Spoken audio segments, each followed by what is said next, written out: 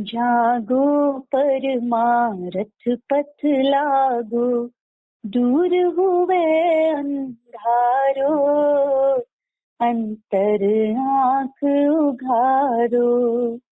जागो परमारथ पथ लागो, दूर हुए अंधारो, अंतर आँख उघारो। है संसार असार सार, आत्मा ने अब पहचानो। परम लक्ष्य है एक सामने, परमात्म पद पाणो। अहंकार ममकार छोड़ कर, अपनो आपो संभारो। अंतर आँख उघारो। भोर भोर रवि उगे, आतण आत्म तो दिखे। नश्वर तारो बोध पाठ, सहजा मानव सीखे। आत्म रमण ही मार्ग निरापद, आत्म रमण ही मार्ग निरापद। होसी झट निस्तारो, अंतर आँख उघारो। जागो परमारथ पथ लागो, दूर हुए अंधारो, अंतर आँख उघारो। अंतर आँख उघारो।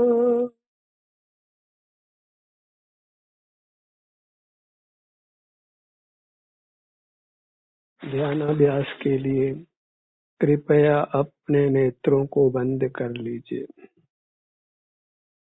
स्वाधीन होने के लिए स्वयं का ही आश्रय करना है। पराधीनता में सुख नहीं है, अपनी ही तलाश करना है, अपनी ही खोज करना है, क्योंकि अपने आश्रय से ही मोक्ष होना है। हमसे भिन्न क्षेत्र में हम नहीं है। अपने क्षेत्र से बाहर किसी पर पदार्थ की शरण नहीं है। अपने से भिन्न क्षेत्र में सुख की तलाश नहीं करना है। अपने क्षेत्र को पहचानिए जो आपके अनुभव में आता है। यही हमें अपनी खोज करना है।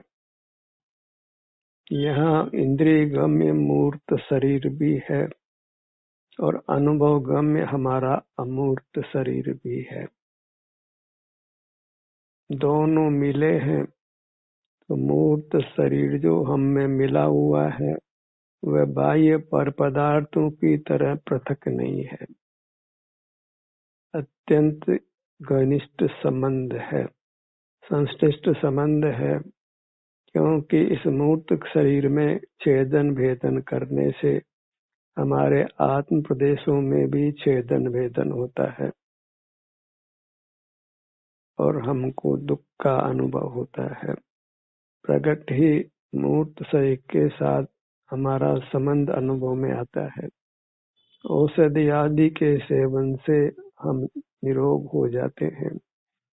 शराब आदि के सेवन से हमको नशा आता है।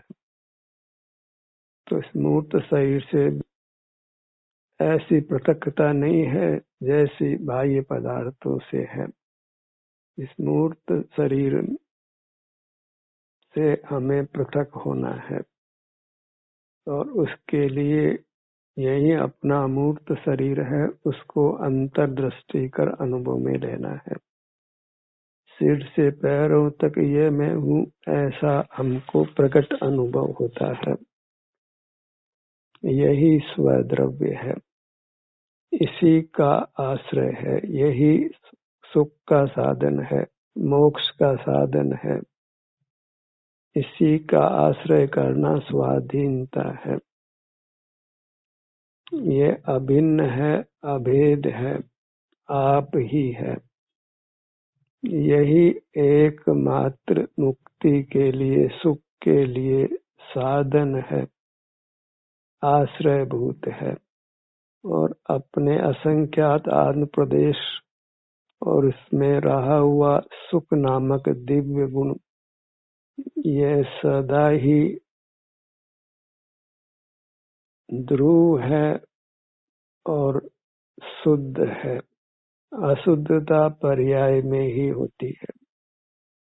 जो अपना स्वक्षेत्र जो अनुभव गोचर है, जो अभिन्न है, अभेद है, हम ही हैं, तो हम ही अपने अमूर्त शरीर की ओर से परमात्मा है। उतने ही परमात्मा हैं जितने व्यक्त परमात्मा हो गए हैं। जो परमात्मा हो गए हैं वे भी असंख्यात प्रदेशी हैं और हम भी असंख्यात प्रदेशी हैं। उनमें भी सुख नाम का दिव्य गुण है और हमारे में भी सुख नाम का दिव्य गुण है। इतना भेद है कि वे पर हैं और हमारा अमूर्त शरीर स्वयं है। पर होने से उनका आश्रय करना पराश्रय है, पराधीनता है। और जो मुक्त हो गए हैं वे हमारे ज्ञान के अनुभव के विषय भी नहीं बनते, तो उनका आश्रय भी कैसे किया जाए। और अपनी मूर्त हमारे अनुभव में आती है, हमारा परमात्मा हमको अनुभव में आता है और ये स्वद्रव्य है, इसका आश्रय स्वाश्रय है, स्वाधीनता है। इसको पाने के लिए कहीं परमुख नहीं होना होता है, स्वमुख ही होना होता है। और स्वमुख होने में कोई समय नहीं लगता है, क्योंकि वह हमारे परिणाम से अभिन्न है। अपना अनुभव करने में कोई समय लगता नहीं है।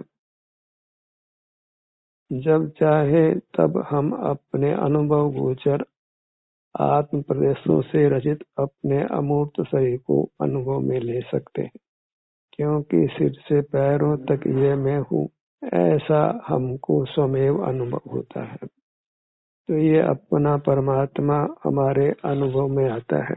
बहिर्मुख होकर ही हम इसके अनुभव से च्युत रहते हैं, क्योंकि जब बहिर्मुखता है तब अंतर्मुखता नहीं है। जब पराश्रय है, पराधीनता है, उस समय स्वाश्रय स्वाधीनता नहीं है और हमें स्वाधीन होना है।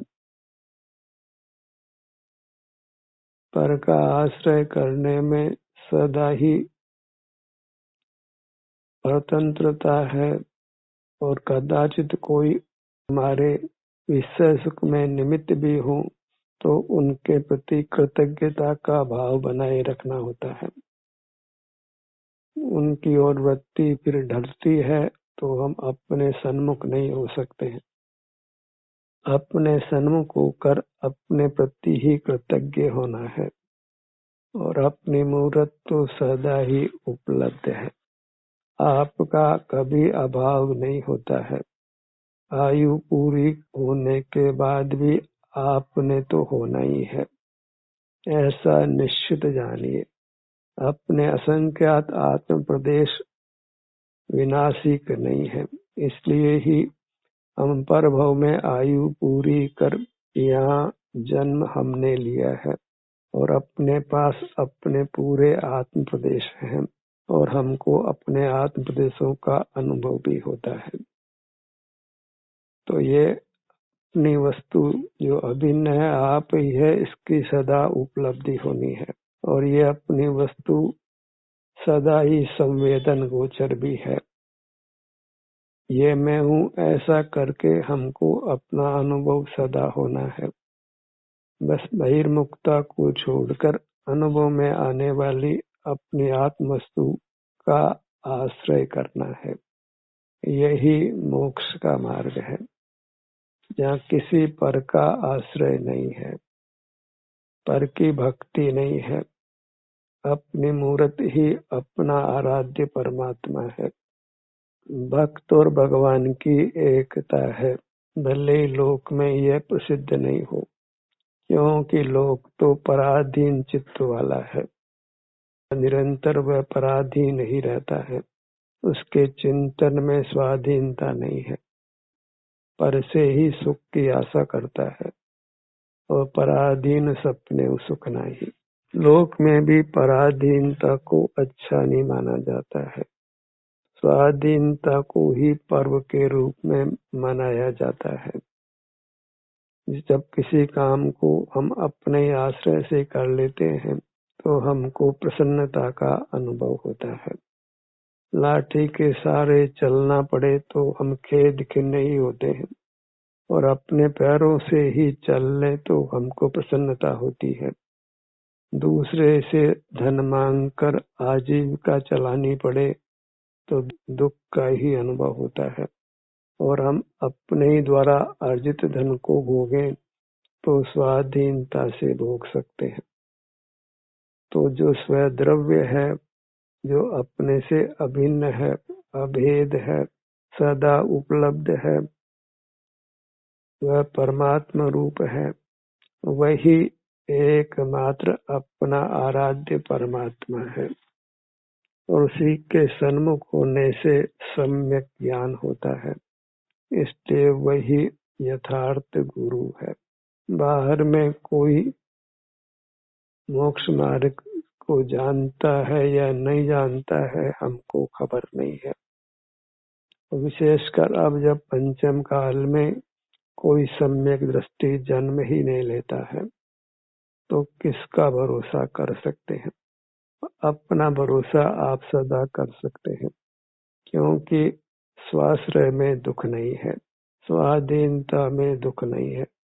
वह तो वास्तव में मोक्ष का मार्ग है। स्वाधीनता से ही स्वाधीन होते हैं, मुक्त होते हैं, परमात्मा होते हैं।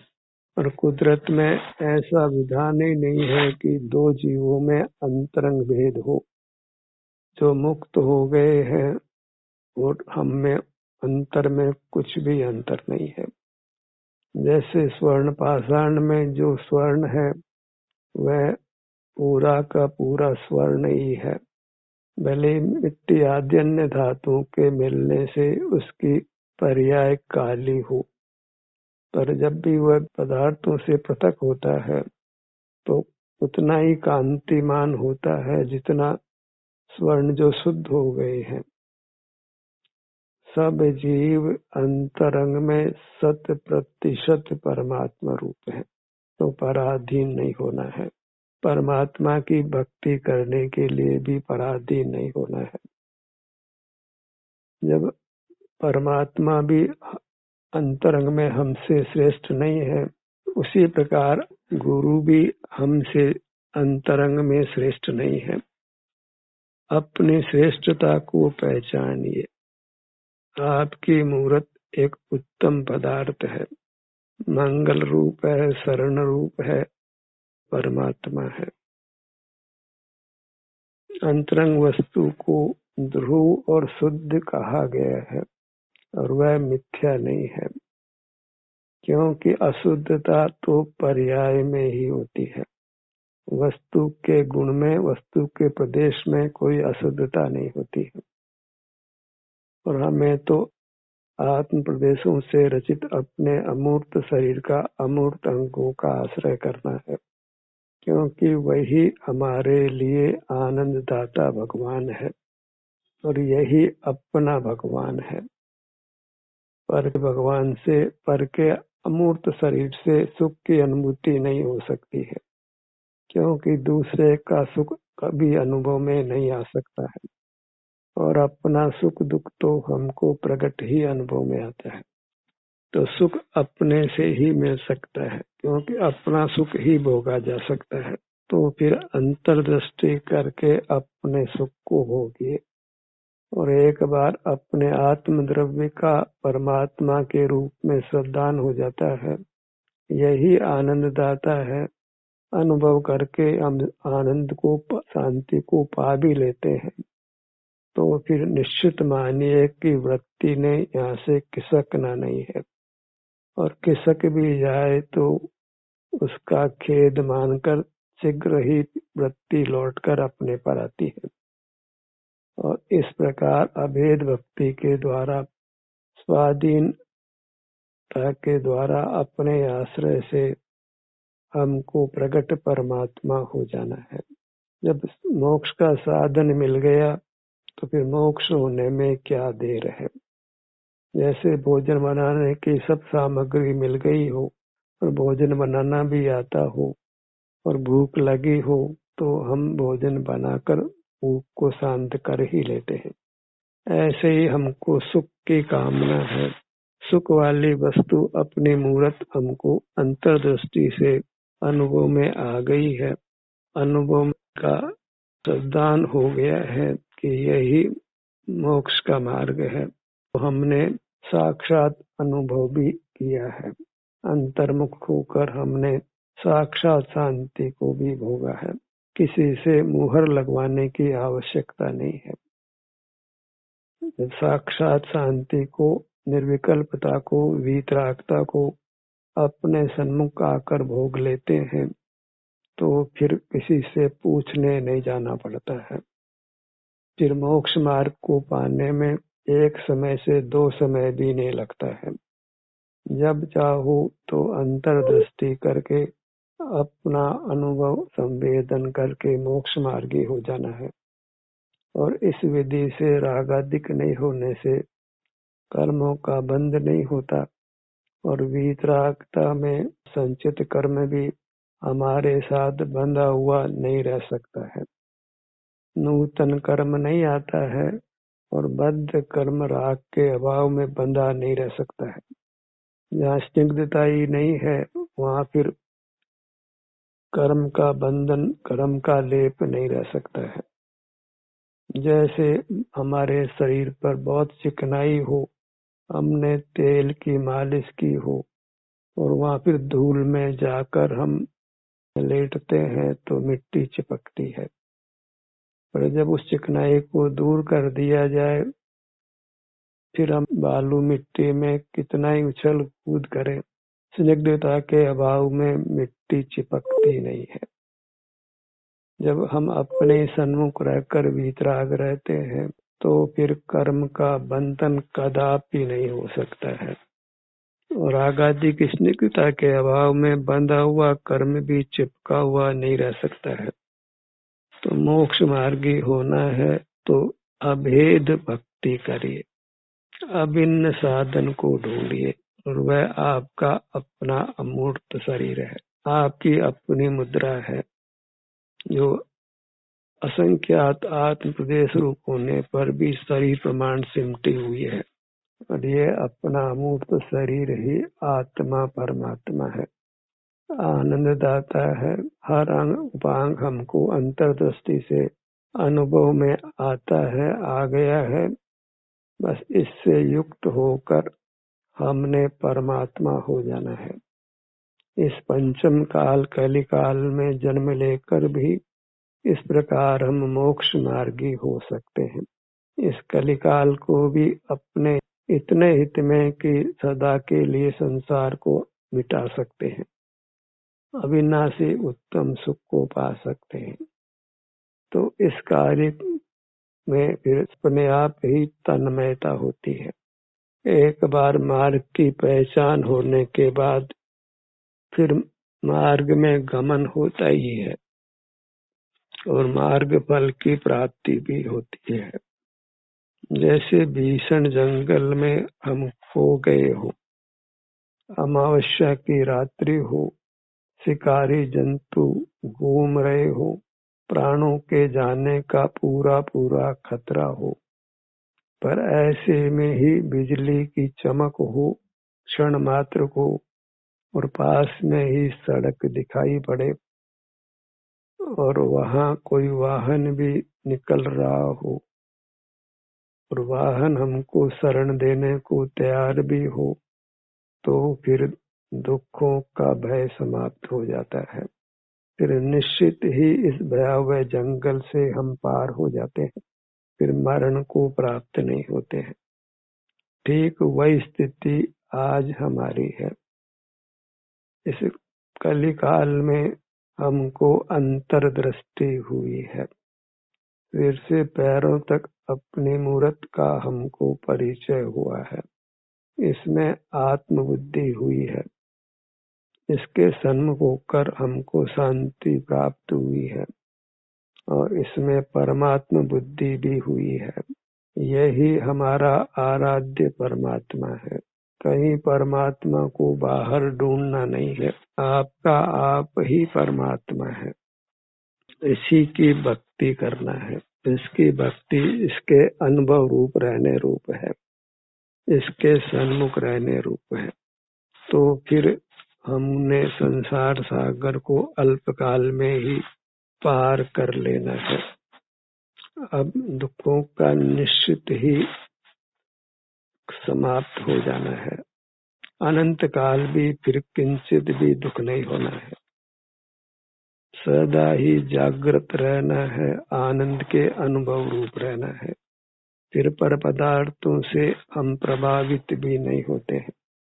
जब कर्म का लेप ही नहीं रहता, मूर्त शरीर ही नहीं रहता, तो मूर्त से हम प्रभावित भी नहीं होते। फिर सदा ही अपनी मूर्त में स्वमेव आनंद का अनुभव होता है और अनुपम होता है, दिव्य होता है, जिसकी लोक में कोई उपमा नहीं है। बस उस जाति का सैंपल हमको आज भी अपने सन्मुख होने से प्राप्त होता है। उसी सैंपल के बल पर हमने पराश्रय छोड़ देना है और स्वाश्रय करते हुए रहना है। अपने को कर्म बंधन से मुक्त कर परमात्मा बना लेना है। और अच्छी बात तो यह है कि अब कोई शास्त्र पढ़ने की आवश्यकता नहीं है, भिन्न परमात्मा के आराधना करने की आवश्यकता नहीं है, भिन्न गुरु की आराधना करने की आवश्यकता नहीं है, क्योंकि जो भिन्न है वह पर है और उसका आश्रय पराधीनता है, और पराधीनता से स्वाधीनता नहीं मिलती है। पराधीन सपने सुख नाही, आस पराई जो करे होते ही मर जाए। जो भिन्न है वह मुक्ति का साधन नहीं है, उससे राग ही उत्पन्न होता है, वीतरागता नहीं होती। अभिन्न साधन से अपनी मूर्त के आश्रय से ही राग का अभाव होता है, इंद्रिय ज्ञान का अभाव होता है, हम जिनेंद्र होते हैं, परमात्मा होते हैं। इस कलिकाल में जन्म लेकर भी हमको परमात्मा पद के निकट हो जाना है, स्वाधीन हो जाना है, पराश्रय में सुख बुद्धि समाप्त कर लेना है, पर की ओर सुख की आशा से नहीं देखना है, पर को अर्जित करने में अपना समय वृथा नहीं करना है। कमजोरी प्रमाण साधन जुटाकर फिर अपनी मूर्त के अनुभव रूप रहना है, और धीरे धीरे कमजोरी कम होते होते समाप्त होगी।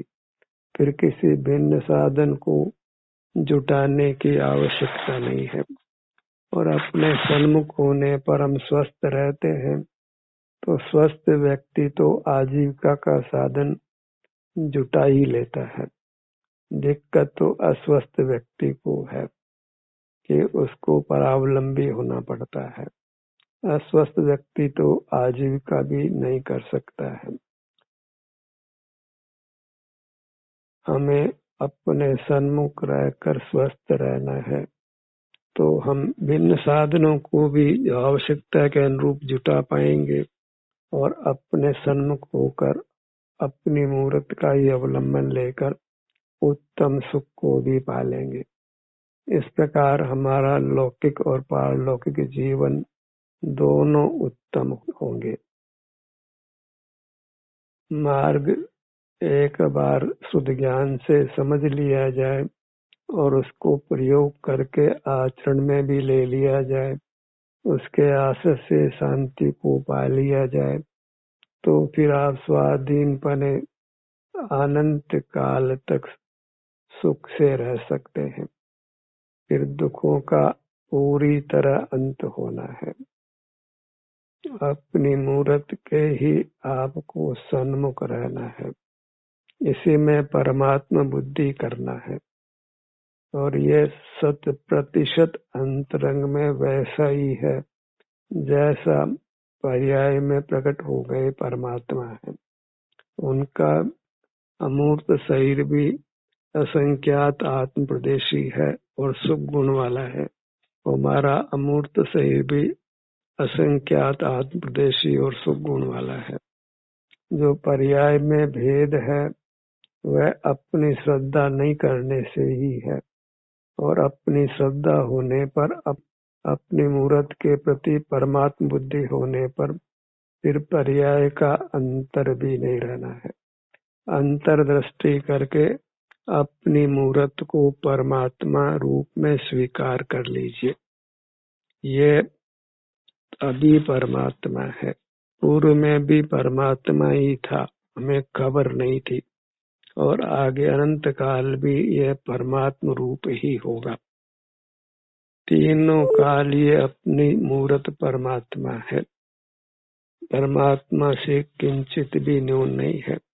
बस पर्याय जो प्रमुख है वह इस दान के बल पर स्वमुखी होती है। अभिन्न साध्य भाव प्रकट होता है, अभेद भक्ति प्रकट होती है।